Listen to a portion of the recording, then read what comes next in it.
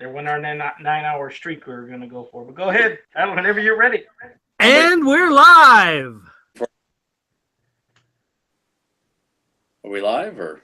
We're live. Go ahead, Tyler. Hit us Okay. up. What we doing? All right.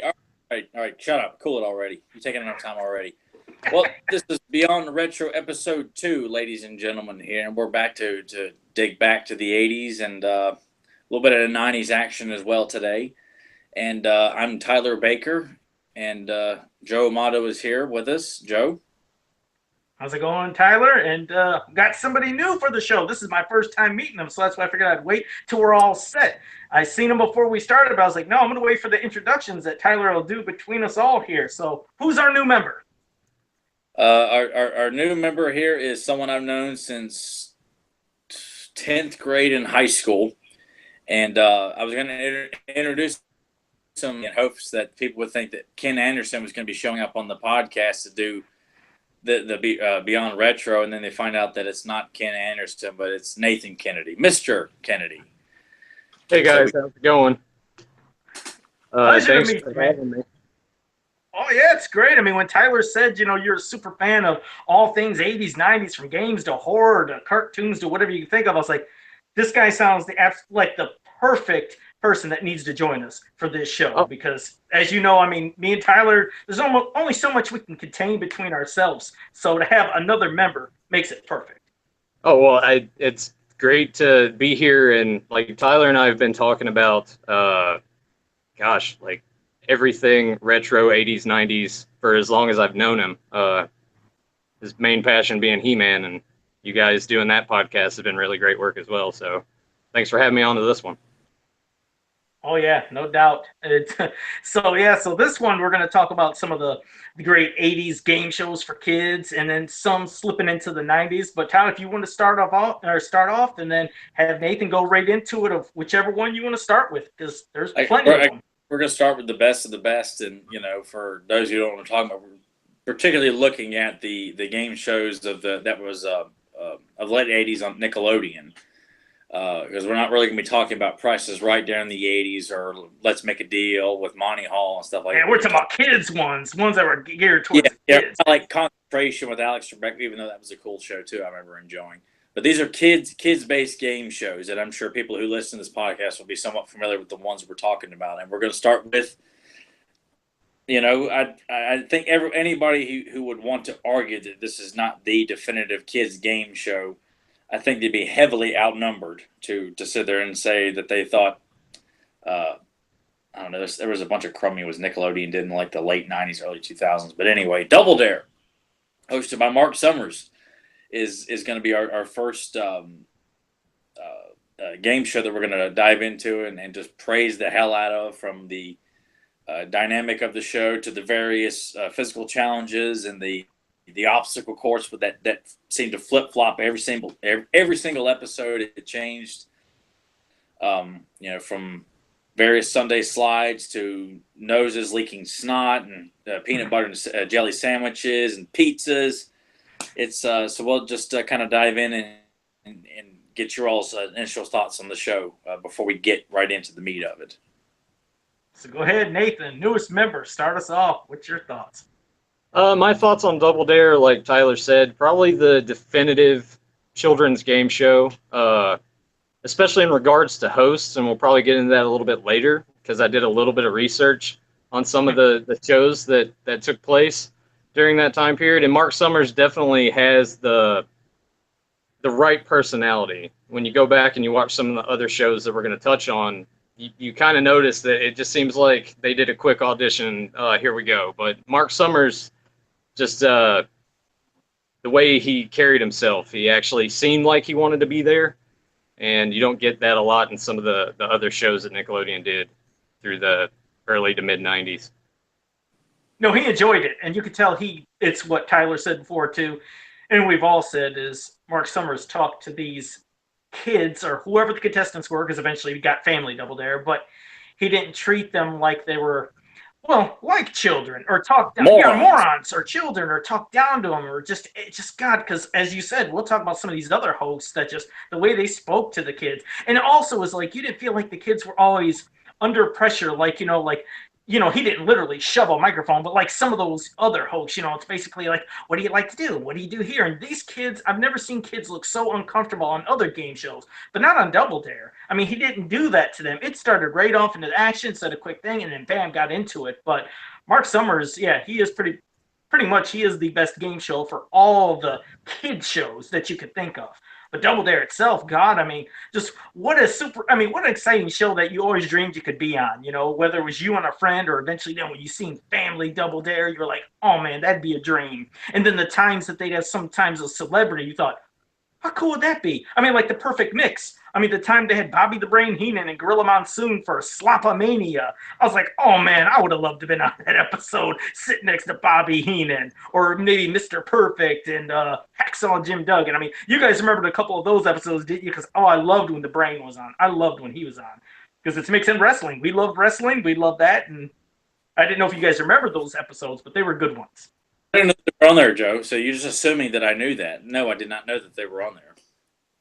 Now see that shocks me because you're right. I do assume that Tyler because you have a great memory for half this stuff and just you probably didn't see those episodes, but no, there was a certain episode where it was Bobby Heenan. They were done that without the parents, right? I'm assuming that those did not have parents. Yes, yeah. And what's even cooler about it was just they're still airing the pairs of kids, and I think from 80 or probably 89 and on, it was Family Double Dare. So I got to see a lot of the pairs of kids, but because I think the show started airing in I think 86, 87.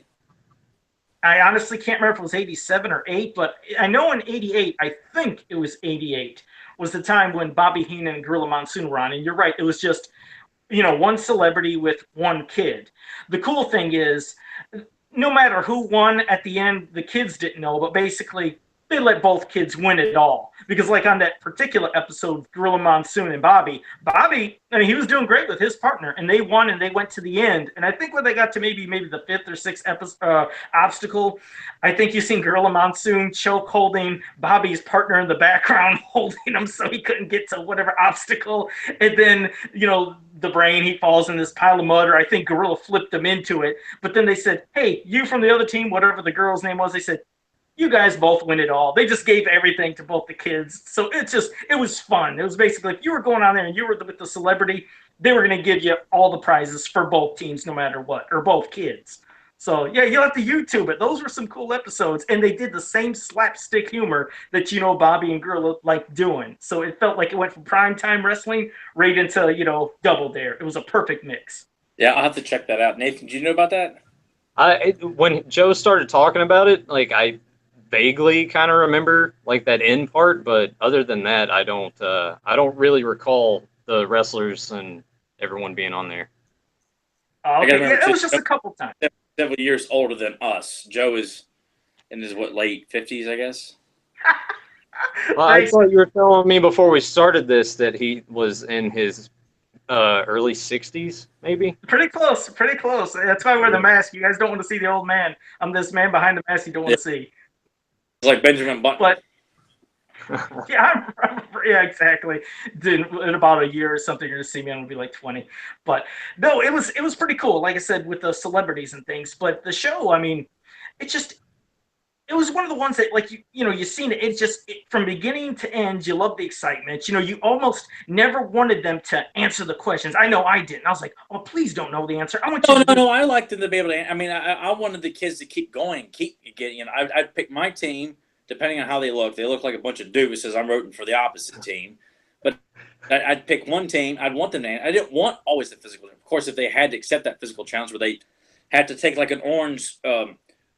Like Nerf ball and soak it in orange juice and then like squeeze it and run over to your partner and squeeze it in like the top of their head and you got to get it above the line here. 30 seconds is like, to watch it as a kid, you're thinking like, how the hell can you not do this? Do you watch this as an adult? I imagine this extremely stressful on a child. Fill up this little cup with this little pissant, shot glass size, Nerf ball that you got to run over to your partner, but you can only do it on top of your head here, and if it falls off, it doesn't count. And it seemed to be very stressing at times because the other team gets the points you get and stuff like that. But sometimes they'd have some really cool questions that you might know, like they would ask like social studies questions, then they would ask pop culture questions.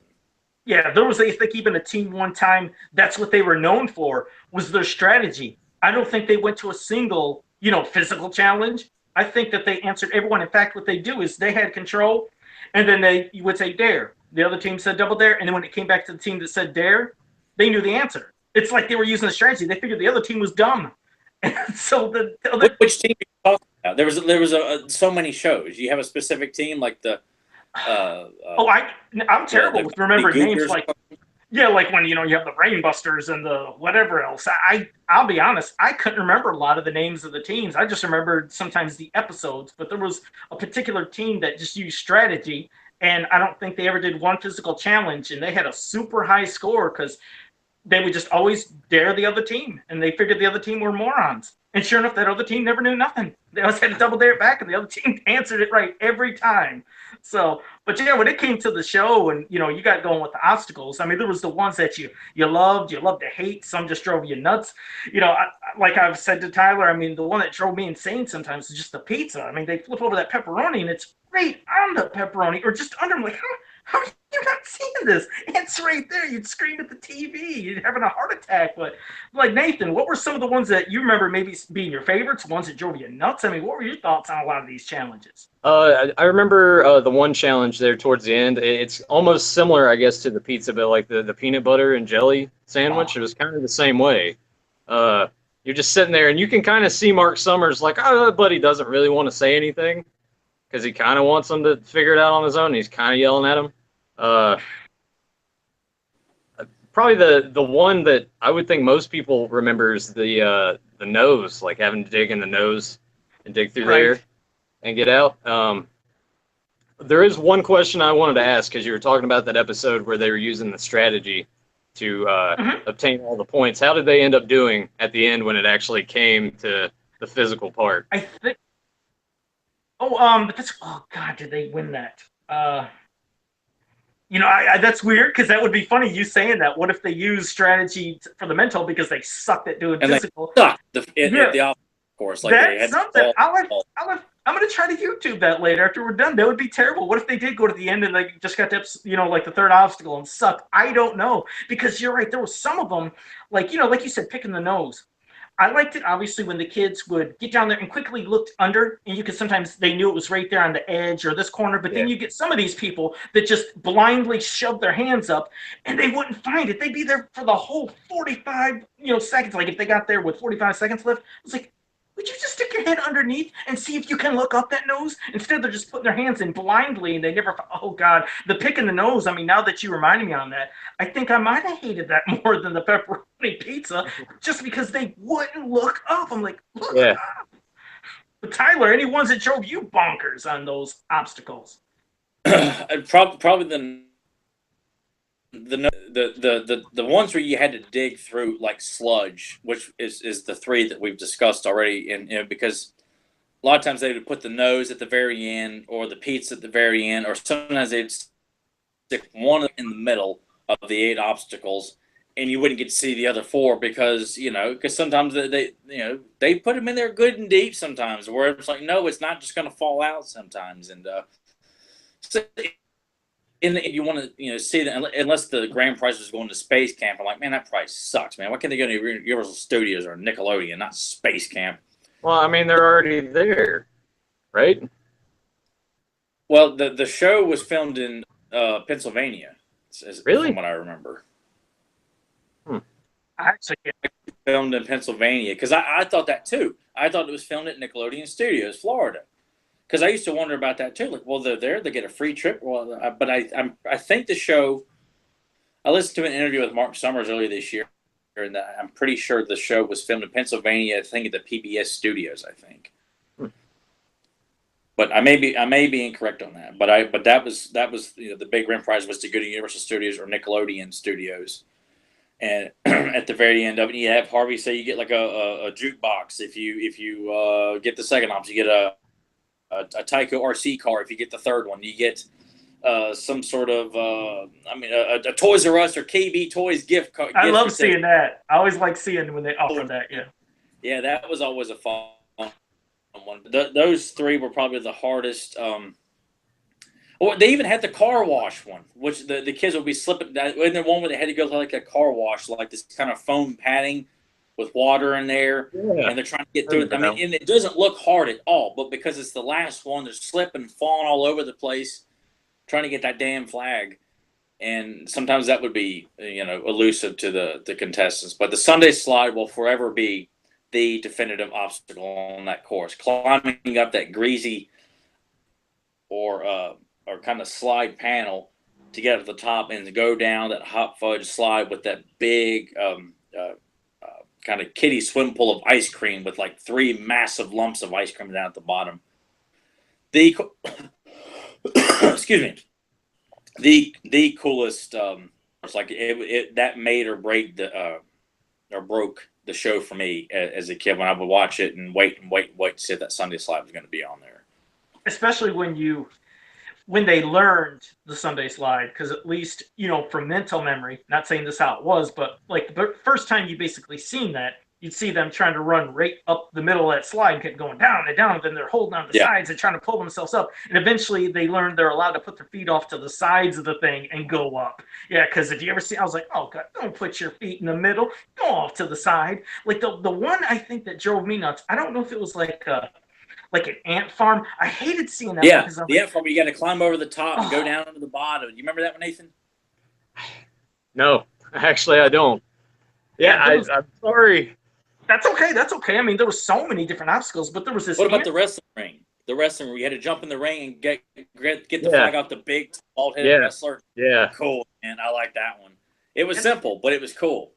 Yeah, they had cool ones, but then they had ones that just, you felt like, because I always wanted to see them, obviously, go to the end and win everything. And when they would hit some of those obstacles that looked like they'd slow them up, like the ant farm, and this other one was similar. It was one where you had to go up, I think, I don't know, a ladder, jump down a chute, pull a rope, and a bell would have a flag come down. Then you had to go back. Yeah, you had to go up another ladder, go down the chute. I'm like, oh my God, this is going to take them 15 seconds.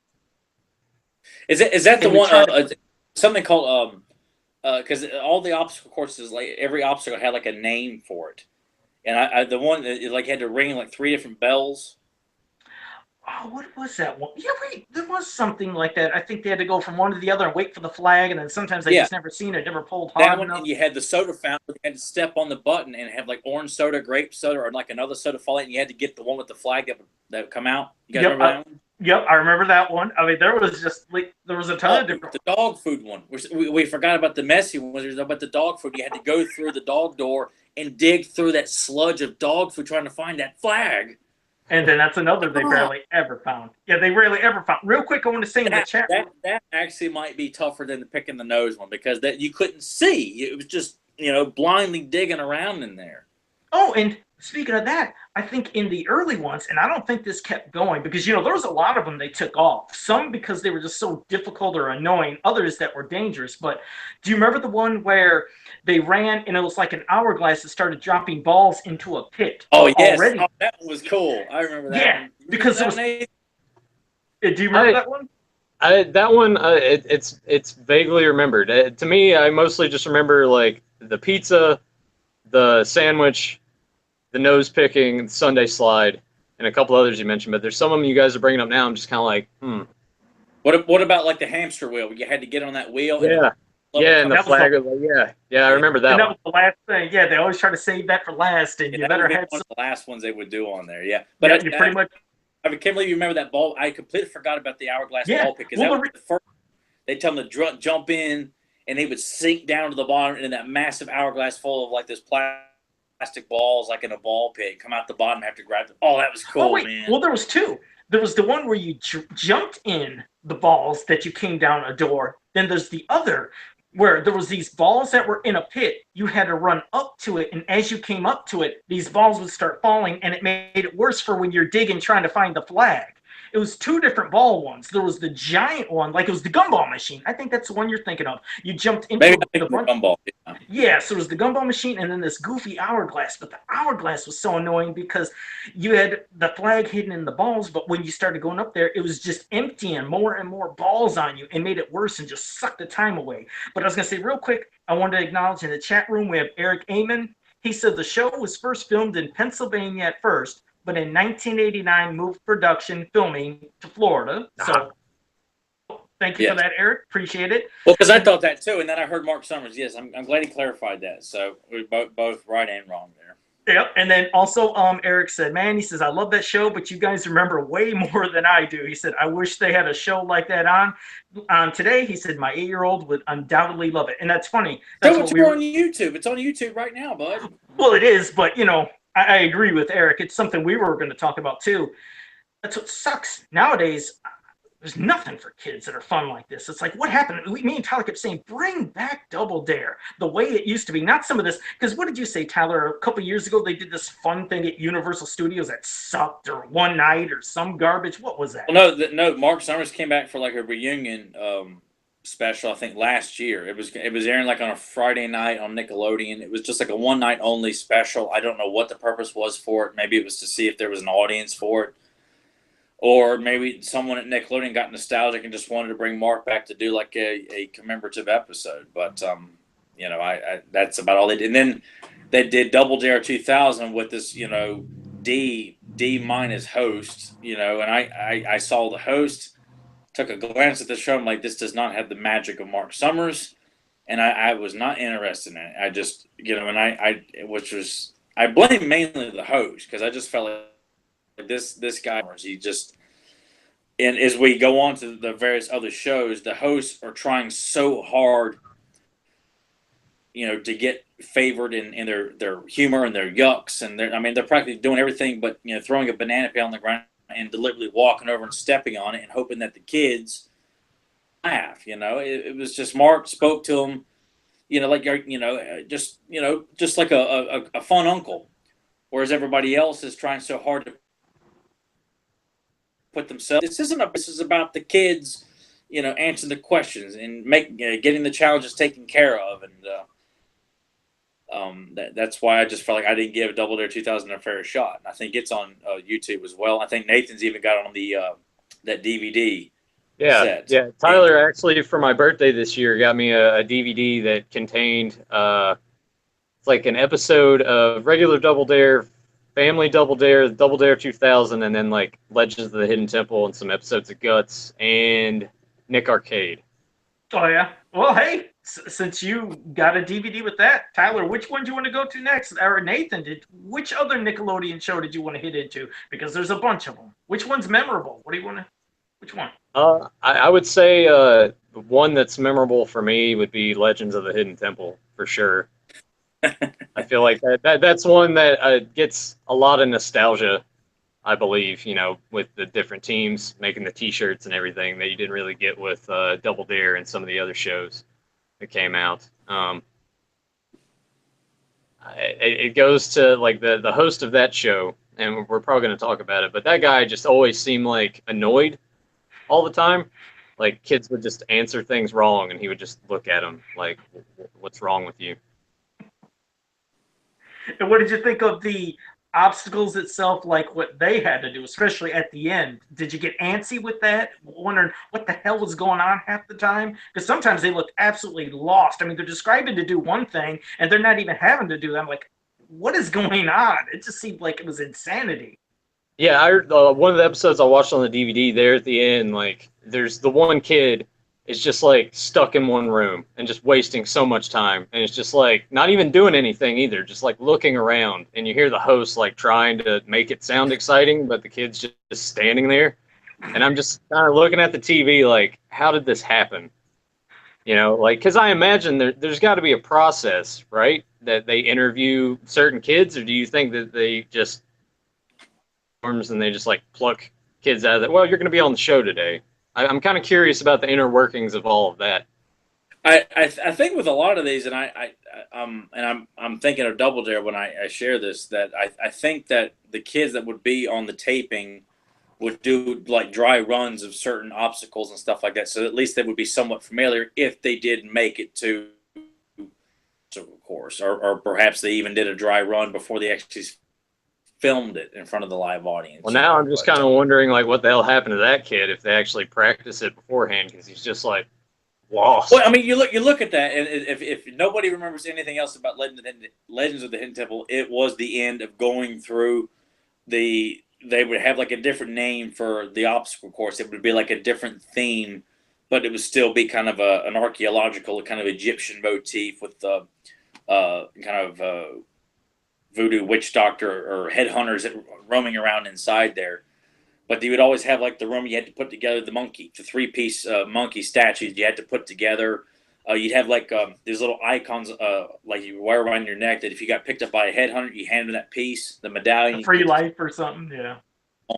Yeah, but I mean, I watched one of them last night, and I mean, it looked really hard considering there was a team that I watched. The girl got kind of completely dumbfounded and lost, and she eventually got grabbed. Her male teammate came in and he got it out within like the last second, finished it. But it's a big elaborate course, and of course TV may be making it look a lot more elaborate than it really is. But it looks like, with 2 minutes, under a time limit, you got to figure out puzzles and buttons and things like that spur of the moment. I mean, I imagine if you're trying to win, I'd imagine it'd be kind of nerve wracking to win that show. Yeah. I would think the same. No, you're right. I think the same thing. It's just like the stress, the pressure. I mean, hell, you'll see people going on video game shows that are adults and, they sit there and freeze on answering a question. You can only imagine going on a game show where you have to go through a whole course. And see, that's the thing, is a viewer, when you're watching, you don't know, like, where is he going? What is he supposed to do? For me, I'm just saying for me, not from everybody else, it drove me nuts. Like, compared to Double Dare, I knew, okay, you had to go here to here to there to there. It's bright. It's the studio. You know what's going on. Then we go to Hidden Temple, and it's like, God, it's dark. There's parts when they're going into a crack, they're lost. Are they going up? They going down? They going to the side? And it just made me too antsy. That show actually drove me nuts. But it was so good because of that, though, because it was such an elaborate obstacle course, because it was.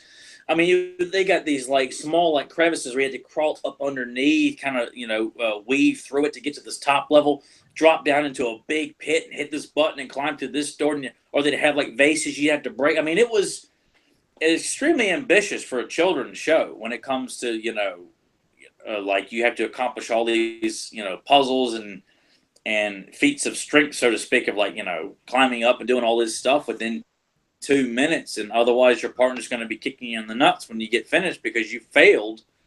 I've often thought what Nathan would have been like had I known him when we were little, and him being on one of those shows. Nathan being prone to like yelling and stuff like that. Oh yeah, I definitely would have yelled at you. But I mean, it goes to say, like, I know I was shitting on that kid that I was talking about, but I probably would have been super stressed out had I been in that situation. Because you're under that time limit, it's so elaborate, and I would be just as lost probably. Yeah, and definitely. I mean, I figure every one of those kids were probably feeling like that. Like I said, just as a viewer, and for me, I've always been one of those. Hey, look at that light! There's light appearing everywhere in everybody's room. It's not mine, but no, I was always the person that I loved screaming at the TV. I loved it too much because I don't know. I just, as you can see, I just get worked up. And when I'm not knowing what's going on, it would drive me nuts. And I think that's what made me hate watching the end of Hidden Temple usually, just because I was like, damn it, is he coming up left, right? And like, it says squeeze the monkey or squeeze this. I'm like, he's not even squeezing it, but he's still getting through the room. What the hell is going on? Because the host is telling one thing. He didn't have to put the monkey together. Well, maybe not that one, but there was like in one of those rooms, I know they had to squeeze a statue or squeeze they had to something. hug. It was like you had to hug the monkey. Yeah, and then did you notice? And in some of these times, they didn't even have to. They didn't have to hug it. They hit a button and went through. I'm like, well, the host is saying one thing that they're supposed to do, and they didn't have to do it. I'm like, Nathan says the guy was like a manic depressive. He probably just, he's probably doing cocaine and stuff like that before he came out and filmed, but because he's dealing with all these moron kids. Well, remember that, because there's definitely hosts we're going to talk about later. This guy I'm going to have fun talking about. There's one host later I'm convinced is on drugs for one of these video game shows. Yeah, he definitely was. Yeah, they weren't thinking of it. He definitely was a cokehead, as the top man would call him. Yeah, so, yeah. But Hidden Temple, like I said, fun, but let me think. Now, I don't know all the Nickelodeon ones we're going to talk about, but so far, that's my least favorite out of all the Nickelodeon game shows. But if we mention this one other, because I don't know if Tyler's going to bring it up, there is one that I put below that because I never found no entertainment into that show at all. But we'll see if Tyler brings it up. Okay, I'm thinking I'm guessing this one right, and this was if I'm guessing right, something that both me and Nathan both enjoyed, regardless of some stuff in it. Because and this one did have a few celebrities like Nickelodeon celebrities. Nick Arcade. Oh no, I didn't hate. No. I like Nick. You really didn't like that show? No. I like Nick Arcade. No, I did like that. I thought because you told me you had all these issues with the end, but they go inside the game. No, not my least. Hold on. No, I'm saying I liked it, but that's not my least favorite. That's not beneath Hidden Temple. There's something that's. Well, then what's your least favorite before we get going with this then? Because I'm. What would you do? I just did not find that. That wasn't a game show though. Oh well, I thought you said you were going to talk about what would you do. Well, because it was Mark Summers related. It was like people coming on there with like crazy talents and. Yeah. Okay. Good. Then we'll ignore that. Fart, the alphabet. And stuff yeah, that was stupid. Go to good. The wall Good. At the end of the show. Okay, I was concerned. I thought you were going to bring that up. So good. Thank God we're not talking about that. But no, Nick Arcade. No. It was like Nathan, wouldn't you say that what would you do was kind of like a talent show / kind of, hey, anyone in the audience. That's what I meant. Yeah, well, it wasn't like a traditional game show though. I mean, it was okay, but I'll kind of agree with Joe that what would you do kind of sucked in hindsight when I'm really thinking about it now. It wasn't that good. The Double Dare, I will say that. I'm not going to say that, but it wasn't something I made sure I made a point to sit down and watch, but it was always in that lineup on the weekends, like on Saturday and Sunday evenings around like 4 or 5 o'clock. They'd play like What Would You Do? And then Double Dare in the middle of Salute Your Shorts or something like that. So I enjoyed it. It was a good time filler, and sometimes it was fun, but no, it was, I almost say that. Well, no, I really can't say Guts was less liked because I enjoyed Guts. I just hated Mike O'Malley and, some of that stuff, the host on the show and stuff like that. But What Would You Do? No, it's not I wasn't even going to mention that one because I just never think of that as a quintessential Nickelodeon game show, so to speak. Well, good. Thank God. I thought you were going to. But no, Nick Arcade. No, Nick Arcade. No, you're right. See, in comparison to a show we're going to talk about later, see, I was a super gamer. And Tyler was like, here we go. Here comes Joe and his damn video story about how I got my Spider-Man jacket from 1992. Shut up. I'm not going to bring up about Joe winning. puts on his Mr. Rogers jacket and feeds the fish. Put a pipe through the hole of my Jason Masquerade here as I'm talking. But no. Thoughts here, and you got like a nice big bubble above Joe's head reflecting the memories of little Joe. Like I said, I was a super gamer, so when I seen these, what you want to say, made for that game show games, to where the interaction, like at the beginning, playing a game where they have to blast these meteors coming, and then sometimes I'm like, that was a cool. I always enjoyed that though. I hated it because I was like, he shot that, and it never acknowledged it. So it drove me nuts that they play these mock-up games to where the interaction sucked. But I loved when after they're going down, picking, you want to go left, right, up, down, and then bam, they landed on the part where they play a video game, and they had a choice of a Genesis, Super Nintendo, Turbo Graphics, whatever. I was like, now this is fun. They're playing a real video game. They didn't. They designed the game. What's that? No. It's called the Video Challenge, and they had like 8 games to choose from, and they would just tell them, Ghosts and Goblins, Air Raiders, or Super Ghouls and Ghosts, or not Ghosts and Goblins, Super Ghouls and Ghosts. That's what it was. Yeah.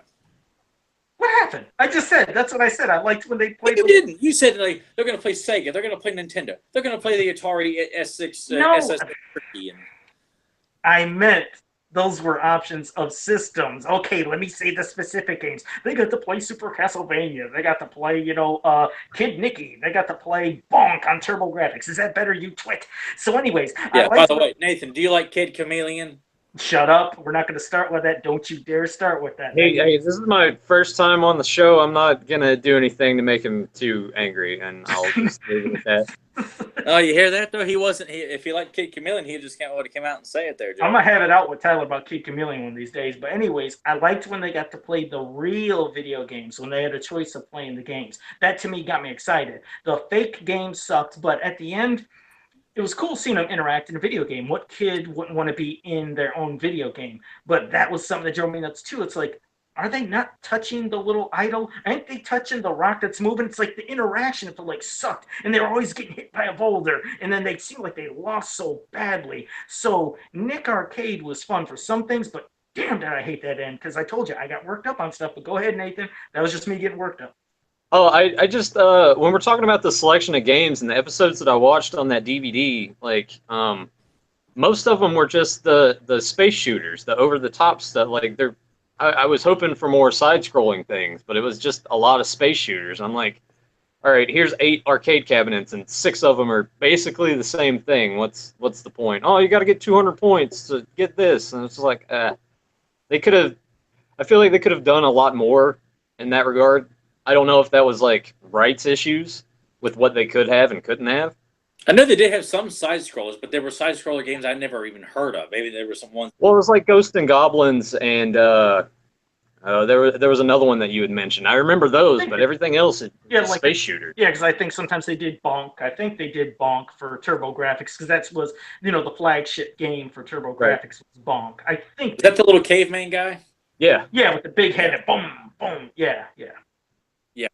Yeah, but I mean, what was so cool? I mean, the whole show, aside from the host acting like he was, shooting heroin before, he was trying. So, I mean, he had to always be so animated. I mean, even when he's like, and tell him, all right, Nathan, you're going to be playing this Tyler. We want you to wager how many points, you're willing to bet on your partner here. And he would have to sing along with the music while you're writing on the Etch-a-Sketch or whatever it is. Yeah. It's like, dude, shut up, man. I'm trying to write the damn number here. Not only that, too, but like in the process, he would stumble over his words. Like he's got the cue cards right there, and like he just can't. He just fumbled like constantly. I'm watching that DVD, and I'm just sitting there with the drink in my hand, and I'm just looking at him. And I'm like, how did this guy get hired? It just didn't make any sense when you compare him to like a Mark Summers, who was just always top notch and on his game. I mean, overall, I liked the host of Nick Arcade at times, but it was just something. I mean, in comparison to like the host of Video Power, he's Mark Summers compared to that guy, but he was just trying so hard to be, dun dun dun dun dun. It's just constantly like dancing and singing. Like, dude, it's not necessary, man. Stop, monkey here. You don't need to be so. Especially when the kids aren't laughing, the audience isn't laughing, nobody's laughing at this guy. He's not even getting a reaction. It's just kind of one of those awkward laughs, that the kids would do because they feel like they have to do something because he's in their face and dancing around, and But the whole concept of the show of playing that game with Mikey, the narrator would say, okay, this week Mikey's going to the deep swamps, and you got to avoid the nasty crocodile hunter here, but where he's lurking out there.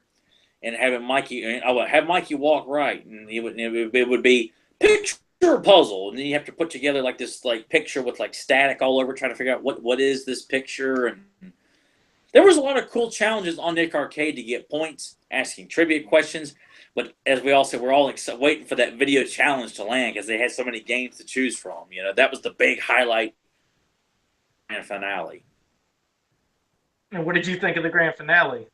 Did it drive you as nuts as me, or? No. I always wanted to see Mongo because he was my favorite of the 3 villains. You had Merlin, Sorsha, and Mongo. And Mongo was the big muscle guy with like the spiked green armor. And I mean, they would have various stages with like snakes flying around and rocks and birds and stuff like that, and harpoons being thrown at you. And it was mesmerizing to me because I remember when the host would say, all right, guys, go in and battle Mongo. And the doors would open and the smoke would come out. And you'd be like, this is the most epic thing I've ever seen in my life. And to see these kids go in and have to hit these coins and dodge the fireballs from Merlin or Sorsha or Mongo, it was unbelievable to me as a kid. I wasn't tearing it apart like you. Yeah, see, you're right. I think that might be. But there were glitches on the show. Like I would clearly see one kid swiping at a coin, and he's hitting it, but it's not registering that. And yes, there were moments that, you wanted to throw it on the ground while you're eating dinner, watching it. Like this, this sucks. This is BS. They should have won. But I mean, I'm gonna have to kind of side with Joe when it comes to that. As a kid, it did annoy me a lot that there was a lot of lag. It would definitely piss me off if I was on the show. And I'm sitting there like looking at it, trying to like swipe at the coin and it, getting damaged. And I'm like, no, I'm not, man. Like, come on. I get really pissed about that too. So I understand where Joe's coming from. Yeah, yeah, because Yeah. no, I mean I appreciate that, but you're right. At sometimes like with me and Tyler, I always love just when we have our own different opinions and interpretations of things. I always say sometimes it's, I think, the experience of not only of like how we first experience stuff, whether sometimes him with videotapes, me live at TV, but also times with possibly the age gap. Because with me, I am older, and I always had this, just me being a video game player, how I was back then, I always realized patterns. I understood I would do this, and I'm touching this. So when I'm seeing something, when there's interaction not happening, my crazy, insane video game player brain's going off like, why is that not working? I could picture me playing a video game, and if I'm touching that damn coin and the coin's not working, I'm going nuts. So I'm seeing it in life, in real form, and it's driving me bananas. But I know maybe when Tyler, he's slightly younger, sure, he just might be more having a rush of, damn, this is a freaking adventure. I'm in a game, and maybe he didn't care. But me, I think it's just my game aspect. I was nuts with that stuff of, like I said, just patterns and things. So there's always differences, but either way, I mean, that was a great show. It was a fantastic. I didn't say I was oblivious to the goofs in the show because No, not saying you were. I'm just saying I wonder if sometimes, possibly, just inherently, maybe just how it was. You were younger, I was older. Maybe you just really didn't care. You were much more fun than I was when the show was on. Is that what you're trying to say, Joe? Yes, that is what I'm saying. No, I'm just saying for you, you might not really have cared. You're talking to one person that was a lunatic with games. You might not have been as nuts with the games as I was. So I just think it could have been different impressions of just how a game. I could have beaten you terribly in King Griffey Jr. Major League Baseball for Super Nintendo. I can't beat Nathan in that, but I could have crushed you in that one. No. Yeah. Well, I mean, you are right about that. You will never beat me at that game. But no, I mean, like I said, I never, as much as I rented games as a child and played them religiously as a child, I would never have considered myself super hardcore because I was also into comic books and action figures and still collecting He-Man, Thundercats, and G.I. Joe, Turtles, and so forth. Movies, watching, games. It was all kind of part of this big puzzle for me. Whereas obviously, I think with Joe, he was Jimmy Woods from The Wizard. That's what Joe was. Constantly looking for California, and you got 50,000 on Double Dragon. No, but that kind of was it, because I told you, as when I started becoming the video game player, that's when I was done with playing with action figures and collecting them and watching pretty much a lot of cartoons. It was video games and certain things, and of course loving the movies. And of course, you're older, you're starting to date, so it was different. So yeah, just different experiences. I was chasing girls in daycare, just so you know here. So it's not.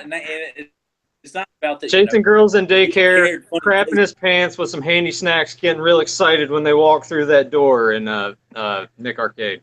Yeah. No, but I mean, just going out. That's and of course, I guess you can have a date at any certain age, because I mean, Joe was taking girls to go see Extra in theaters, so exactly. Yeah. So I was super young then. I mean, what a first date experience to see one of the grossest movies in history not in history, because I haven't seen it since then. All I remembered was it was super gross when I seen it. Watch the trailer. The trailer alone for. Do you know the movie Extra, Nathan? What is it?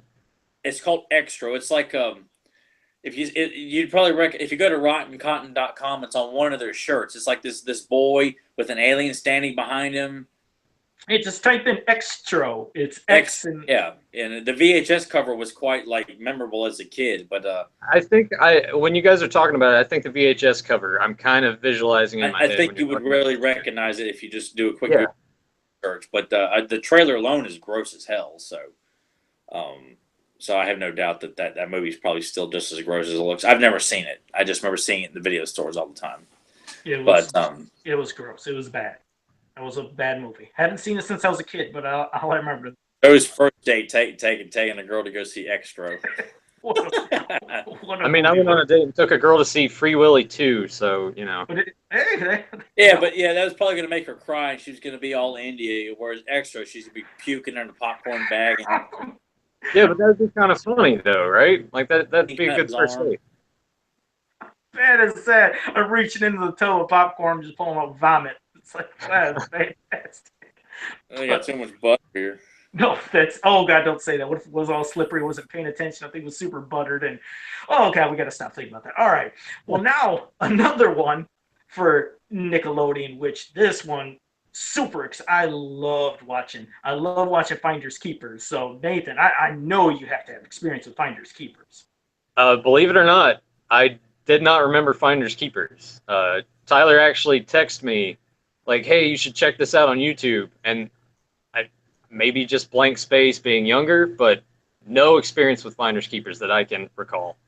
Oh, well, what did you think of, at least once you started YouTubing it? What did you think of the show? I thought it was interesting. Like, it's a cool concept, and the 1 or 2 episodes that I did watch, like, the kids on that show seemed to already know like what was going on. Like the dude wouldn't even finish the question and they would answer it correctly. I'm like, oh, well, what's going on here?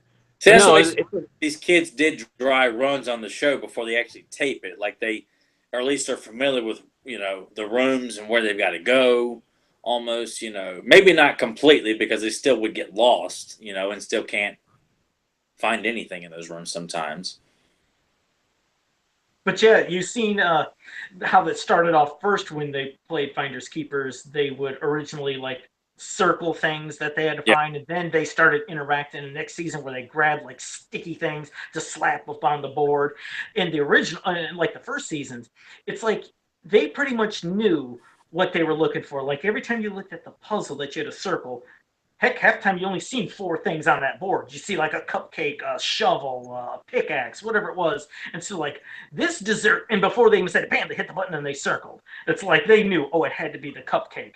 But there was, sometimes they had a hard time finding it. But then when it got past that and got into the rooms, what I've told Tyler, at least from what I thought it looked like, it started off with kind of the first season to where it seemed harder because they would describe, something, then they start looking at, and everything was so messy and cluttered in these rooms that they'd have to find a single coin, and it could have been in one of 40 freaking shirts or something on the floor. They never found it. And then in the next season, it's like, my God, just, oh, you lift up the hamper and there's this just a gigantic thing. So easy to find. Even to where what I hated was, I've never liked people giving others clues. But the host would sometimes like, come on, look everywhere. You can even look down. You can look over to your right. I'm like, well, why don't you just pick it up for them? yeah. Yeah, but you forget how, like on that show, like, hey, if you open a door, you'll always walk through this. I'm like, what does that mean? It was just like the items themselves, like they're riddles, almost. I mean, they're very, version of riddles. They're not like Edward Nygma riddles. But it just felt like you got 30 seconds. Like, what the hell does he mean by that? Sometimes they were like, self-explanatory. Like, Frankenstein's favorite baseball food is this Frankfurter. Sense. But some of them are just, I'm not surprised they didn't find it at all. Because but I appreciate that because it was a challenging show. That's what I liked. I liked because it was so challenging. I like that. And Harvey did the narrative just like on Double Dare. Yeah, and then what's funny is, you're talking about how some of these hosts try to be funny, and then sometimes there's like skits they would try to do where have somebody doing something in the background before. It's like, I don't care about any of this nonsense. It's silly. Yeah. Nobody's laughing. Just get off the stage. Let these kids play. You can even tell the kids look annoyed. They're they're doing something in front of the kid or in the background. The host says, "I'm like, hey, what do you think of him?" And they're like, they don't care. Like, I want to look for something and win prizes. Get the hell out of my way, just so I can do what I want to do. Well, so yeah, even the Nick Arcade host is definitely a lot better than the Finders Keepers host. Where, even though he's obnoxious because of how overly animated it is, there's a little bit of. See, I couldn't picture anybody hosting Nick Arcade other than I can't remember his name at the moment here. But he was somewhat likable, whereas the Finders Keepers host is about as Joe has said before about certain people, white bread, just plain boring. There's nothing here. He's just wearing that goofy sweater and it's funny that it's like they think kids are dumb. You just put any Joe Blow and hosting the show and it's going to be a hit. But like a lot of these guys didn't leave the impression that like Mark Summers did, or. We'll look at Mike O'Malley from Guts. Like, yeah, I remember he was obnoxious as hell, though. But the Finders Keepers host is pretty forgettable. Like he just doesn't leave. He's trying so hard, and no one's laughing. This is one of those. I went back to refresh my memory on Finders Keepers. I mean, the kids aren't laughing. The audience isn't laughing. It's just a lot of awkwardness when these guys are trying to be funny. Nobody's paying attention. I mean, the crickets aren't even making noise. Well, that's because they're manically depressed. Yeah. No, but you're right. That's what makes the show, is much as they didn't realize it, you need to have a host that's at least entertaining or you feel comfortable with. Because with Mark Summers, you felt comfortable with them. The kids would laugh. They looked like they're always smiling. They didn't look like they were, not at ease. But almost every other one of the game shows, I mean, the kids just looked like, they're ready to just pass out and have a heart attack.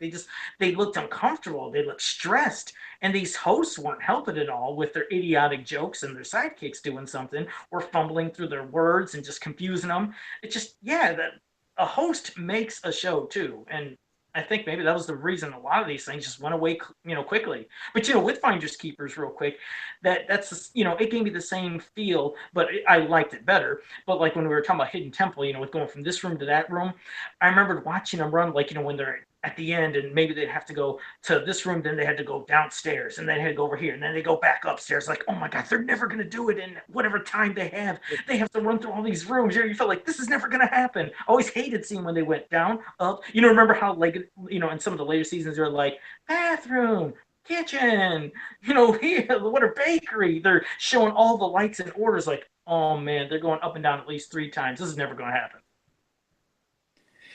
But I mean, that's what I think makes it. I mean, it's a show that, aside from the goofy host, the concept is really, really good. I mean, I feel like a lot of these shows could still be used today. I mean, Double Dare could still be done today. I think Nick Arcade, especially with video games and gaming being as popular as it is today, it seems like it would be a staple on modern Nickelodeon TV. But now they're too busy doing, trying to be, the Disney Channel, light.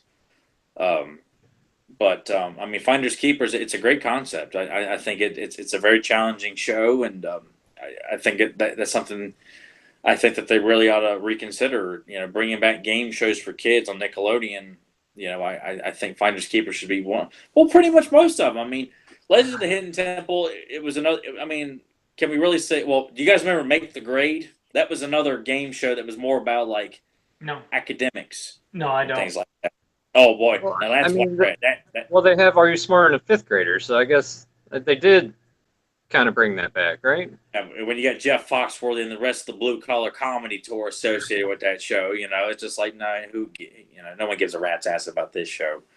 Did you guys see the video with the host of Nick Arcade? It may have been like a year or two ago where he was talking about how he wanted to bring the show back for a new generation. Oh, really? Yeah. No, I didn't see that. Yeah, you guys should look that up on YouTube. He was at a convention doing like a signing, I believe, and someone did an interview with him from a gaming website, and he talked about how he was working with some production company at the time, and he was going to try to bring the show back. Because like you said, gaming with as popular as it is, it would definitely work today, and they could improve upon like the ending now, and Joe and I wouldn't get so mad when they're grasping at the coins and not getting them. So since all the games maybe nowadays, happen. Yeah, you're right. Since they do have interaction with actual video games nowadays, I'm sure they should be able to nail that now to where it wouldn't be as sensitive where it screws up. You figure if you're touching it, it's gonna work. So that would be great. I mean, I'd love to see Nick Arcade, Double Dare come back. The only one that I never watched a lot that I'm sure this is pretty much the last Nick channel game show was when Tyler talks about Guts. I'll be honest, I don't remember a lot of episodes. I had to have Tyler talk a little bit about it until I started remembering. But Nathan, did you remember Guts? Because what was that? Was that like combining a bunch of different? What was that? Guts was basically a competition show. 3 kids would go through various events and earn a certain amount of points. And at the end, they go to the aggro crag, which I'm sure a lot of people, aside from Joe, apparently know about. Just the big structure that you got to climb up, and if I'm not mistaken, Tyler, there was also like a penalty at the end, like the kids would have to start at different times? Like the one in the lead would get to go first, or did they all go at the same time? No, there were some penalties. I remember where I think someone with a higher score was allowed like a 10-second head start. I forget the specifics of it, but yeah, there were some head starts allowed for some of the contestants due to I forgot what it was something that they would rack up throughout the show through the various events and Was certain it like like climbing a mountain or something in a certain the way? aggro crag.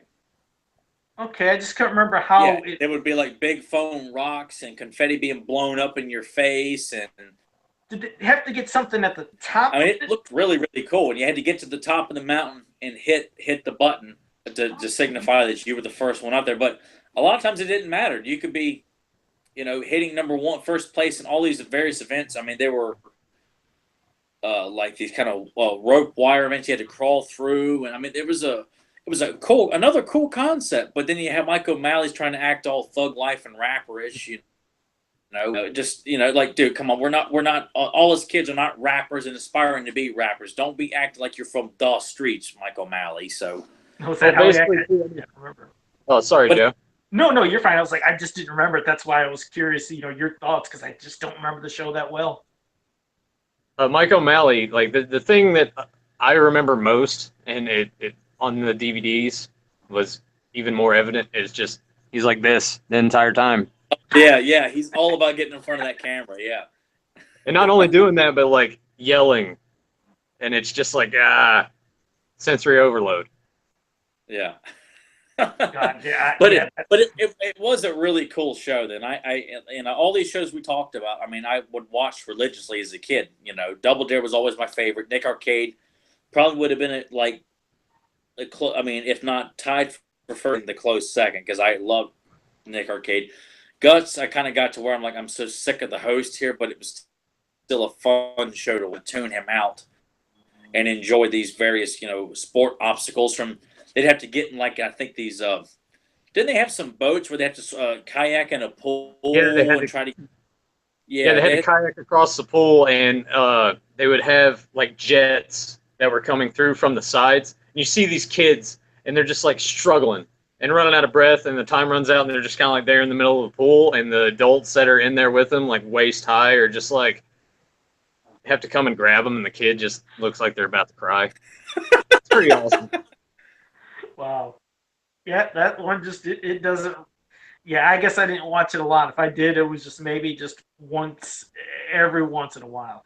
Yeah, that one does Well, not you were too resonate. busy taking girls out to the movies by that point, so. yeah. Well, yeah, but yeah, so it didn't resonate. But this one, I'm praying, I'm crossing my fingers, Nathan, that you watch it. Please, for the love of God, tell me this is one that has nothing to do with Nickelodeon. We're talking about video power. Did you grow Yes. up one? Oh man, Yes. tell me your thoughts, because me and Tyler and you, I'm sure we can babble about this one. I remember watching it a lot as a kid, especially at the end, and we're gonna get into that. But like just the kids like going through, throwing the games on themselves. I'm just like, I wish I could do that. It was almost like the Toys R Us Shopping spree.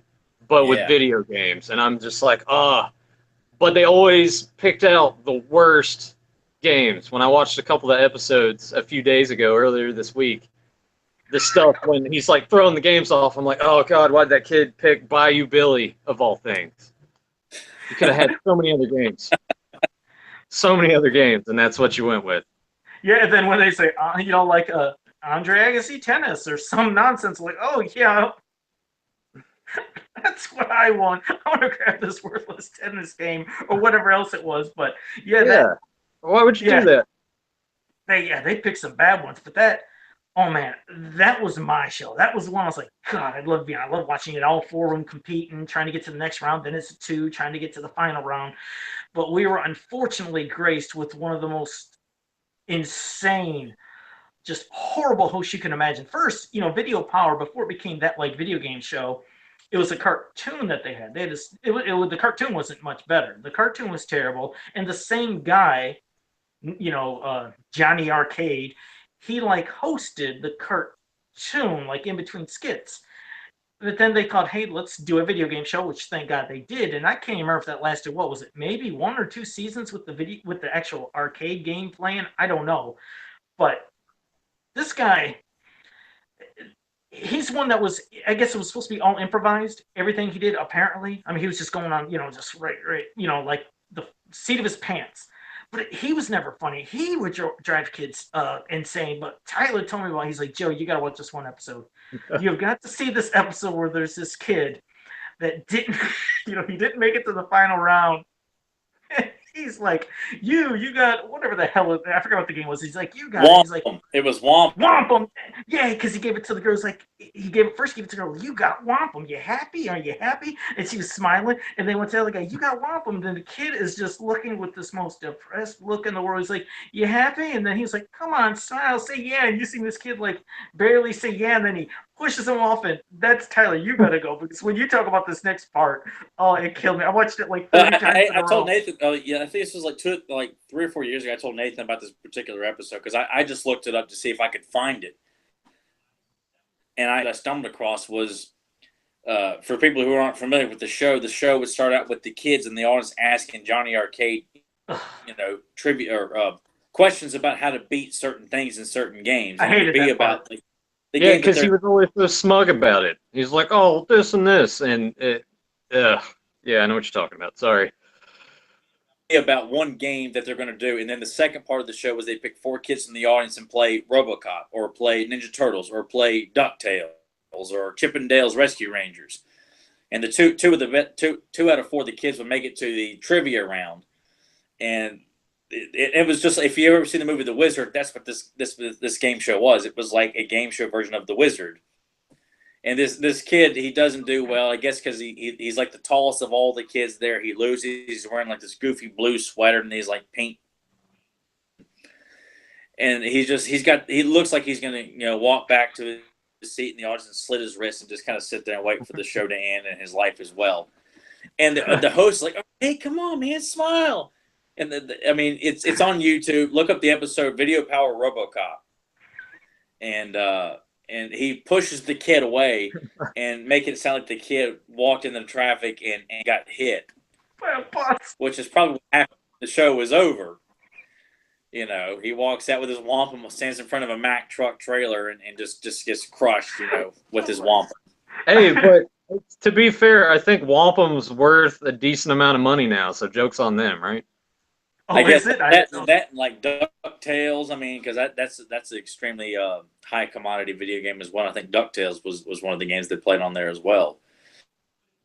Yeah. Well, on this show is that the kids that make it to the trivia round, they'll ask them questions about the RoboCop 2 film. Like, in RoboCop 2, what drug is RoboCop trying to stop? And it's awesome because as a kid we're watching this, but look at it now. These kids are like, nuke. And what this particular drug was in the sequel to a hard R movie, it was just like, man, the early 90s and 80s are just balls to the wall, kick ass, man. What other children's games asking questions about rated R films to children? I love this show, man. God, I'm so thankful we grew up when we did to have experienced this stuff. Yeah, it was the last good times, 80s into 90s. And Video Power, you're right. The other thing that I always found amusing was when they would talk to those final 2 kids and doing the trivia back and forth. And they would even ask questions about the game they just played and they don't even know the answer. Or there was the one time they were playing, I think it was, I don't know if it was WWF Arcade or whatever the one wrestling game was. Was it WrestleMania Challenge, or it was just, what's the first WrestleMania for Nintendo, Nathan? It's just WrestleMania, right? Well, the first one was WrestleMania, and then I think the second one was WrestleMania Challenge. Yeah, I think they're the first one's got Hogan tearing his tank top on the cover of it. I think that was the first, and I think it's the one they played Video Challenge. No, I think they might have been doing WrestleMania. Yeah, I think they were doing WrestleMania Challenge, because I know that first one, just WrestleMania, to where like the little icons would pop in the ring. Remember that powered you up? This one was it wasn't that one. This was the other one. I think they had the Ultimate Warrior in it, so that's why it should have been Wrestling Challenge. So they're sitting there and they're obviously like, he said, who's your favorite wrestler? And then the one girl said, Ravishing Rick Rude. And now this is a child. This girl was, 12? I don't know how old. And he was like, yeah, you like muscles? He's like, you like my body, huh? Maybe after the show. And he's like, oh, well, maybe we won't talk about that. I'm like, What are you talking about? This girl's 12. He's sitting there like flirting and hitting on a 12-year-old girl. It's like this guy's just brain is gone. But then what's funny is they'd ask a question about that game, and sure enough, the first question was, "What is Ravishing Rick Rude's finishing maneuver called?" And She the didn't girl's know it. standing there. She didn't know it, and Yeah. they went, and then he gave options. Like I was like, "Yeah, you're a big Ravishing Rick Rude fan," but I mean, that host, he would interact where he's grabbing the kids. It looks like he's choking them, pushing them around, telling the corny jokes. Nothing was funny at all. But this guy was just absolutely. He was the worst host in history, and the guy who is the like co-host that would talk about, all right, she's got 30 seconds left and she's got about 5,000 points, and this person over here has got that guy was a cool one, like Tyler I said. like him That a lot. I thought he was cool. He should have been the only host on that show.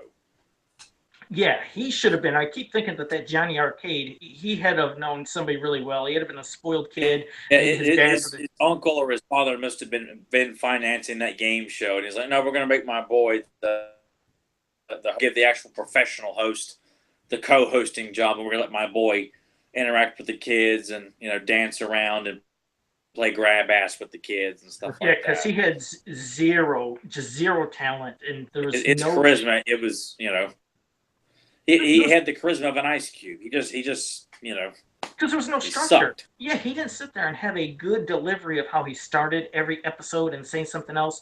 It was just off the wall insanity. There was no structure at all. Like I said, he was the craziest host. But then we get to the end, and what you were saying, Nathan. Yeah. Oh man, talk about the most exciting thing that every kid dreams of. Because like I have all my games over there, in a different section, like Genesis, Nintendo, Super Nintendo, Master, whatever. And I used to trial run fake, hold them. I never had a sticky thing to test with it. But as you know, you can put them on there and grab stuff. You'd get kids that you'd think that maybe they told them, all right, you got a $40 limit, grab one game. That's what you'd think, because they would start going. I was like, are you going to grab something? Like, there's two examples that drove me super crazy. This one kid, he's looking through, he's not seeing nothing, he's looking, goes all the way up to the top. I'm like, okay, you're at the top, you have not a single game. Then he grabbed the one that he liked and he went down the chute. I'm like, huh? That wasn't even the one to win a prize. Like, you grab one game. Another kid went through, couldn't find nothing, went to the top, looked. He went to the chute with nothing, and the hosts were screaming. They said, grab something, grab anything. And they ran up there and were grabbing stuff with them and threw them down the chute, because I was like, what are you doing? I would try to grab 20, 30 games. Like, there was this one kid was a genius. He grabbed a whole bunch. It was first, there was that one tall kid, not the one Tyler's talking about, but there was this one kid. He looked like an older kid. I mean, he loaded them up, not only on him, but he was holding more. There's a ton. This other kid got a bunch, went to the top, threw it down, grabbed a backpack, threw it down. And before he went down, he grabbed another backpack, threw it down, and went down with it. I was like, that's what you should be doing. But I mean, did you ever envision and dream and hoped you would have been at that end to grab games? And did you ever trial run and fake it? I know I did. No, I never tried running anything like that. That was only you. Well, Nathan, tell me, you had to. I never trial runned it, like actually doing that like you did, but I always dreamed of it because I was kind of honestly like you when you were talking about earlier how once you really got into video games, it sort of the action figure part sort of faded away. I was almost kind of the same way. Like I got super into games when my parents got me the Nintendo when I was 5, and it just sort of went from there. But I would have loved to have been on that show. I kind of feel like Johnny Arcade may have pulled those kids to the side before then, and it's like, listen, if you do this, then I'm gonna like kill your mom or something. Maybe I'll play with them there with nothing. Who knows? That's really weird though. Yeah, I mean, for anybody that's listening to us too, yeah, definitely YouTube, video power, and just watch some of these episodes. But you won't believe what you see at the end with them grabbing nothing. Me, like I love seeing that, they could win a 3DO, they could, win a Turbo Graphics and a CD player, and then the Genesis and whatever the hot system was, and they gave you an option of all those games because, as you know, they never played any other system on that show except Nintendo, if I'm not mistaken. They didn't do Genesis or anything else. It was strictly Nintendo, and then they could have a chance to win a Genesis and grab tons of games. But I think didn't yeah, they have that's what Game Boy is like one of the prizes on the show as well? I think they did. Yeah, I think they did offer the Yeah. Game Boy and I don't know Game if Game Boy was Gear. introduced. Yeah, and I think like I said, maybe I'm thinking of one of the the prizes on one of the other shows that we've done, because they, Double Dare offered a wide variety of prizes, stuff like that too. But I want to say I thought in the mall that they had the Game Boy and a lot of other like Nintendo accessories and stuff like that inside and I want to take back what I said earlier. They didn't have 3DO. I was wrong. They offered the Neo Geo as a prize. And remember, that was one system I couldn't afford. And I didn't know if you ever remembered, Nathan, but the Neo Geo, I think the system was close to $800, and each game for Neo Geo was $250 because it was basically like having an arcade board, in a game. Yeah, you gotta kind of wonder, like, with Neo Geo, even the Turbo Graphics, like the prices that they were charging for those back then, like, Jesus. No wonder, like, no one bought them, because... Couldn't afford. Yeah. Yeah. But the Neo Geo would have been awesome just because of the graphic capabilities. That's, like you said, bringing the arcade home. Right, I think that may have taken off had the price been a little bit lower. Yeah, because I never knew anybody that had the system. I mean, I would have felt bad winning the system on the show because I would have never been able to buy a game. No kid is going to be able to fork out $250 for a game as many times as they want. It's like, no, you're just going to be sticking with your $40 to $50 games that you can save up for when you were a kid. But, oh, God, so I never witnessed anybody that had a Neo Geo. I don't even know if they gave those away as, like, at the end, that, you can win the system. But do you remember if they offered Neo Geo games throughout the whole place to grab? In the whole run, did they offer those games to be grabbed? I just remember Nintendo games. Just that, and the specific game you always had to look for was a Nintendo game too. Like it was always Nintendo based. I don't recall ever seeing anything Sega related. You're kidding? No, they had tons of. Oh yeah, they had tons of Genesis stuff and Game Gear, but they offered, it was like some of the times, like if you find James Buster Douglas boxing or Evander Holyfield boxing, you could win a Sega Genesis. But they did have. Okay, I guess just because I had Nintendo, I was more inclined to pay attention to the Nintendo aspect. So I clearly missed the Sega stuff, and now that you're talking about it, I remember vaguely some of the Sega stuff mentioned. Like I said, I've been Nintendo all my life anyway, so. I'm more fond of. Well, I mean, like the special games. Like for people who never watched the show, but before you set off in the mall, the host tells you if you want the larger prize at the end, a very specific game inside the mall, and grab it and take it with you along with everything else that you want to, and you get like a special prize in it. I remember the Jackie Chan Nintendo game was one of them because I really wanted to play that game as a kid. Do you guys remember that, the Jackie Chan Nintendo game? It was like him on the cover, like wearing like a black tank top, I think, or something like that. I remember the game. Yeah, I remember seeing it like to rent, but I never bothered with it. Yeah, I remember that being like one of the special games that they said if you find this game, you'll win like the grand prize at the end of the show and stuff like that. But it was a lot of fun to watch that sequence of sticking all those games with Velcro attached to your head and all over yourself and grabbing stuff. They had like a big bike and just a whole lot of cool stuff. It's a shame that all these great concepts too. That's another show, not just Nick Arcade, but Video Power will be I think a blast for young kids to play on, and especially as expensive as games are today, and to have like the latest PlayStation upgrade or latest Xbox as one of the prizes on Video Power for the kids to run through the video game store. And now it'd probably just be called like I guess you'd say like GameStop being like a sponsor of the show or something like that, and having like a wide variety of accessories and stuff like that. I think it'd be a lot of fun, but I'm just thankful we got to experience it, because kids today will never know. They'll never know that. I don't know what's the best word to describe it, guys. Joy, excitement, I don't know, or I don't know. They have like E-League that's on TBS, but I don't flip over that, and they consider it a sport. And that makes me think, man, I grew up in the wrong time. I mean, could you imagine if they would have had all these big prizes and things for when we were growing up? But that's what I mean. They're just here and there, that wherever you might get a chance to play video. Appreciate the simplicity, of those times too. Whereas the things have gotten a lot more grandiose and epic. And things like that. But I wouldn't have traded an opportunity to be on Video Power and run through that mall for anything. Oh No, not at all. It would have been great. No, yeah, and hopefully, you never know. Maybe something else will happen in the future. I just would love to see, like you said, game shows make a return for kids, not all the nonsense stuff, garbage you're watching on TV.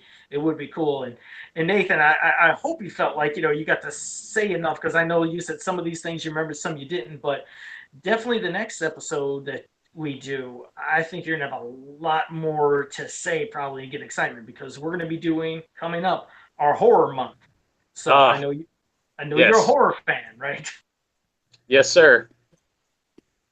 One thing I wanted to ask you at the beginning that Tyler had mentioned to me last week. He wanted me to hit you up real quick. Rank the Friday the 13th films. Okay. There's always three that are some of my favorite, and I flip flop them around, but I have to put part 7 as my top just because I loved seeing Kane Hodder. It's ingrained so much into my head the first time I seen it, him and what he did. You knew you were in for something special because he brought a kind of like feeling and life to Jason, the way that you never seen him move with almost this heavy breathing, the way he turns his head, then moves, hit one spooky eye, even though we've seen his eyes in other ones, but there's just a portrayal that he did that is memorable. Obviously, it was memorable enough to where it brought him back from part 8, part 9, and then, Jason X. But part 7, I would say, is my favorite. Part 3, because, well, that's when not only Jason got his mask for the first time, but damn it, I just love 3. And I have 4 as being my third pick because, you got Tommy, who's a gamer. He's liking his horror stuff, and it just freaked you out as being a kid. The thought of, my God, what if I've seen Jason? So I would say, yeah, so it's 7, then 3, then 4. Ah, man. 6, 2, 5. Ugh. Ugh. Ugh. All right. Yeah, that's why you see it's Oh, going you low. take 5 above the first one, and Jason Takes Manhattan here, man. Yeah, well, I'm gonna admit it's just me being. Well, I can't help If it. it was strictly because you liked the idea of the fat kid getting killed by that guy named Vic over the chocolate bar, if that was your sole reason for ranking Friday 5 so high, I'd give it to you. And you know what? But I know that's not your. Well, do you remember what the fat kid's name was? I don't. Well, I'll never forget it. It's Joey, my name. So yes, I always remember. Joey. I always remember Joey. See, I remember the axe murderer, Vic. If that's the way it's going, just forget it, Vic. Just forget it. Yeah, but you're really out of line or whatever. And bam, he gets it. Yeah. Well, then I go to part 1. Like I said, part 1, it's good, but yeah, I admit I fell in love with the character Jason. But no, I love 1. Then I go to part 9. Oh no, I'm sorry. Then I go to, if I didn't mention 8, part 8, because again I love Kane Hodder, but I just didn't feel the feel that I get when he's at the camp. I love the camp feel. How can you put 5 over 8, Joe? Yeah, I don't understand. What's funny? I'll tell you. I used to hate part 5 because that wasn't really Jason. But then the more I started watching as an adult, I was like, kind of into this. Not only just because, it was a cool twist of everything, but they had some iconic characters. You have Ethel. When she's, I won't say all the cussing, but you remember what she would say in a lot of the scenes. She was obnoxious, though. I didn't think there was anything fun about that character. I loved her. I started loving her more than anything. I just really got into her character. And of course, I like the thing of Tommy, the hallucinating and stuff, because, that's the only time you get to kind of see Jason was in his hallucinations. And that used to scare me as a kid. See, some of this probably might be from a kid, some growing up. Things changed. But yes, part 9, then I put after part 8. Then I put part 10. And, oh, wait, I guess I can't count Freddy. Well, dang it, I love Freddy versus Jason. You can count Freddy versus Jason if you want to. Oh, damn it, then that would throw off my whole entire system. It's still that would be in my top 4 then, because I love All right. Well, here's why. I was anticipating that movie, as you know, at the end of, Jason Goes to Hell, when the glove came up and took down the mask. I was waiting for the movie. We were supposed to be getting it. In fact, I have a tombstone for Spencer Gifts that I think they put out in 1997, maybe, or no. Sorry. It might have been 98 at Spencer Gifts, or it was 97, where it said Freddy versus Jason. So I waited and waited, and it took over 10 years, and then we finally get the movie. and I was just hyped and hot to want to go see it. And I was experiencing the interaction when I went to the theater on opening night. I mean, the crowd was sick. I mean, they were a sick insanity of screaming and loving every moment of seeing Jason. It's like they were pro Jason. I went back the next night and then the night after that. Each time they're going insane for Jason. It was the only movie I've ever gone to see 3 times in the theater. So that just, I was so into it. And the remake, I didn't think that was bad at all. Unlike the Halloween remakes, which were absolute garbage in my opinion, the Friday the 13th remake was pretty damn good. It was awesome. Yeah, it's like they meshed 1, 2, 3, 4 all together and gave elements of all of them. But it's tricky, because I guess I was put on this, the spot right there of saying my favorites. But I can't. It's weird. I almost don't hate any of the movies you really hate. There's some that I guess I'd rank lower. But well, you might as well say yours now. What would you? All right, putting me on the spot. Number one, I'm gonna go with Part 6, and Okay. Tyler gave me some crap about Part 6 a little bit, but that one's my favorite just because that's when we're starting to get it's starting to lose a little bit of that seriousness and bring apart what I love for so much about those later sequels. So I'd go with Part 6. Then after that, I would probably go Part 4 because to me that's sort of like the essential Friday the 13th. If you're gonna pick one to show somebody that really wants to get into it, I would probably start with that one. After that, I would go with Part 3, and then Part 8. Oh man. See, it's hard, isn't it? Yeah. Man. Okay. I think after that, I would probably throw the remake in there. Okay.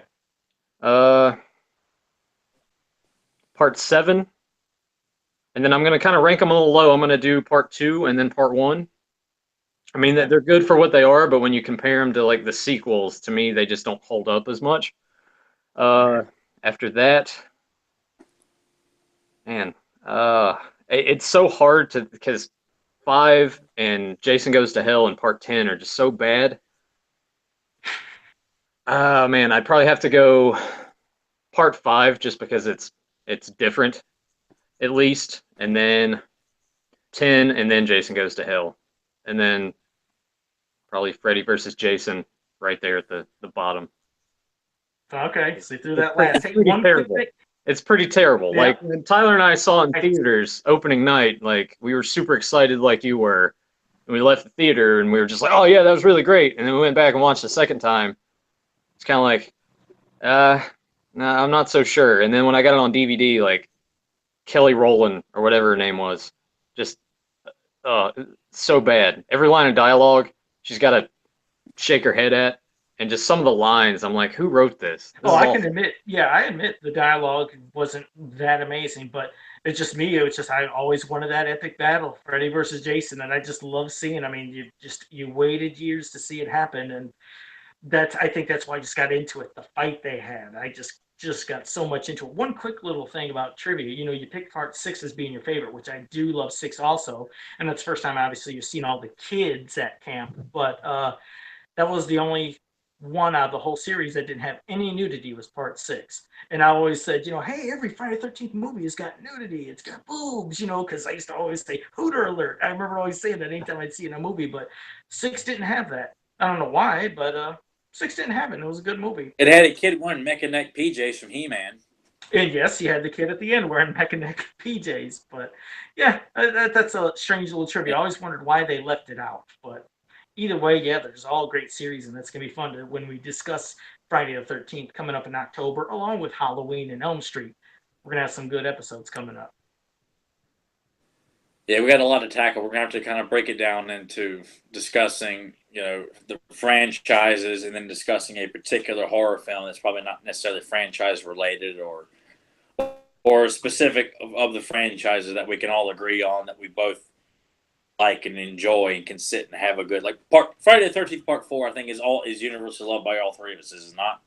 Oh no, definitely. I can't picture even a Friday. Yeah, I kind of feel like that's one we could discuss at great length, not just the series, but we could pick that one as one to discuss from the Friday series that I think we all have a greater the Doublemint twins in that movie too. Well, they were super hot. Oh yeah, man, all the girls in Friday the 13th Part 4 were hot. Yeah, every single one of them. There wasn't even the mom was like, man, I'd given the mom a go too. There wasn't a single except the banana girl. The banana girl who gets in the back and then squeezes the banana. Yeah, I wouldn't given her. Are you sure though? You said all of them. Well, I'm saying that the group. I'm specifically saying not the banana hitchhiker. I'm not giving her the time of day. You want her to squeeze your banana? Maybe, yeah, why not? Why not? Yeah, she squeezed my banana. Hopefully not as hard as she did in that movie because she popped the thing off. But well, Tyler, you want to wrap her up then? And yeah, we just want to thank listeners, or whenever you listen to this, we want to thank you for taking the time to go down memory lane with us and go down the Sunday slide with us all here. And hope you enjoyed our reflection on game shows and just one of many topics. And like Joe says, starting next week we'll be into October and we'll be starting the Halloween type episodes from the Halloween series, Nightmare on Elm Street, Friday the 13th. Could be talking about Pumpkinhead. We could be talking about Leprechaun, Chucky, yeah. Slaughter High. Come on, Tyler. Yeah, Slaughter High. Who knows what kind of garbage we'll be talking about, but it'll be movies that I think are universal. So I thank Nathan for joining us here for his first episode. I hope you had a blast, Nathan. And we're all on Facebook. If you got any views you want to share with us, check out the Beyond Retro Facebook page, or check us out on Facebook as well. Joe, you got any finishing thoughts? I have no finishing thoughts. I don't even have a catchphrase, nothing like that. But yeah, I do appreciate, like I said, everybody that's watched us live, and those who are going to be listening to us, on iTunes, and of course watching us on YouTube. It was a blast. And Nathan, it's great having you on the show, and yeah, it's good. Like I said, have another voice to shoot back and forth. And like Tyler said, I hope you enjoyed it. And I don't know if you didn't feel like you got a chance to say a whole lot, but like I said, this has been a lot of fun. It's nice, like just sitting here and conversing with like-minded people, especially once we start getting into the horror stuff. Because I'll probably have a little more to say next time when we start getting into that. Yeah, definitely. Because with the video game shows, like you said, might not have remembered them all. It was different, but yeah, when we do the horror, I'm certain you're going to have a whole lot to say. And I guess we're going to find out next week then. I'm looking forward to it. It's going to be awesome. All right. So, well, it was great. It was a good episode. And Tyler, if you want to just wrap us off and shut us off, and there you go. If you have a closing remark or anything, and then bam. You boys, $5 for this. 20. Okay, 10. 15. Okay, 15. Wow, I don't know it. Nathan, please tell me you know that. Nathan should know this one. Nope, he's gonna kill me like Johnny Arcade. Yeah, Tremors. Kevin Bacon and Walter Chang. I give you boys $5 for this. 20. 15. It's the first podcast jitters. I'll chalk it up to that. Oh well, he's good at finding the lines as the podcast. He stumps us. He's good at that. He's stumped me so many times I can't even count. But all right, guys. Well, again, thank you for joining us, and we'll catch you next week. Hope you enjoy the show. So, catch you next week. Later.